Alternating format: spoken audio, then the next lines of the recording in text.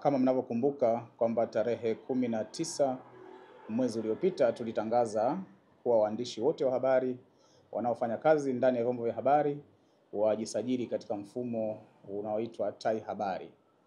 na tulitoa muda wa mwezi mmoja kuanzia tarehe 22 Mei hadi tarehe 21 Juni, na kutoa tamko kwamba waandishi wote wa habari lazima wamejisajili ndani ya muda huo. Na baada ya kujisajili na baada ya kupita muda huo, waandishi wote wa habari ambao hawatakuwa wamejisajili katika mfumo huo wa Tai Habari hawataruhusiwa kufanya kazi za uandishi wa habari katika vyombo vya habari. Naomba ni washukuru wale wote ambao tayari wameshajisajili katika huo mfumo na tunaendelea vizuri kusajili,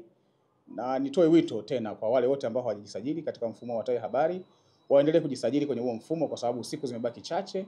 na baada ya kupita tarehe hiyo kwa kweli hatutaongeza tena muda, na wale wote ambao watakuwa hawajisajili watatupisha ili wale ambao wamejisajili waendelee kufanya kazi za kihabari. Pia naomba nikumbushe kuwa kufanya kazi bila kusajiliwa na Bodi ya Ithibati ni kosa kisheria kwa mujibu wa kifungu cha 50 kifungu kidogo cha pili B, na pia kwa mujibu wa kifungu cha 19 cha Sheria ya Huduma za Habari, mtu yote hataruhusiwa kufanya kazi za kihabari isipokuwa yule tu ambaye amesajiliwa na Bodi ya Ithibati ya Waandishi wa Habari. Vile naomba niwakumbushe waandishi wa habari kwamba wakitaka kujisajili waingie kwenye kiunganishi ambacho kinaitwa taihabari.jab.go.tz, na wakiingia hapo mfumo utawaelekeza taarifa zote ambazo zinatakiwa kujazwa katika mfumo huo, na wakijaza kwa usahihi basi mfumo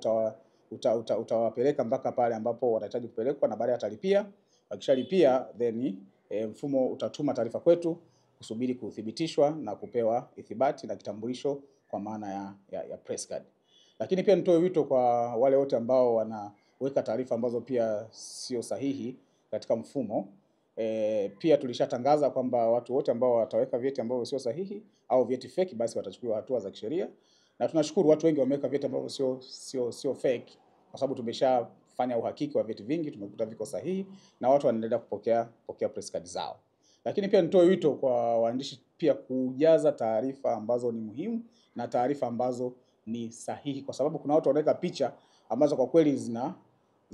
zinaleta utata. Mtu anaweka picha ambayo amekaa hotelini, anapiga picha anaweka ni passport size, lakini hiyo kwa kweli ni jambo ambalo sio zuri. Kwa hiyo naomba nitoe wito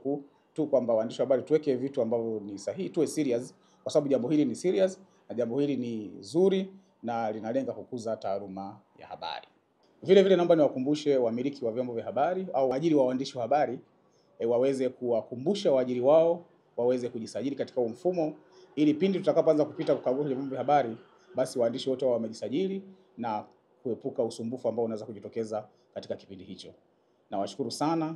naomba tuendelee kujisajili, mfumo uko vizuri na tunapokea waandishi wa habari, na wale wote ambao wanapata changamoto yoyote tunawakaribisha hapa ofisini waweze kuja kujisajili ili waweze kutimiza matakwa ya kisheria ambayo yapo kwa mujibu wa Sheria ya Huduma za Habari.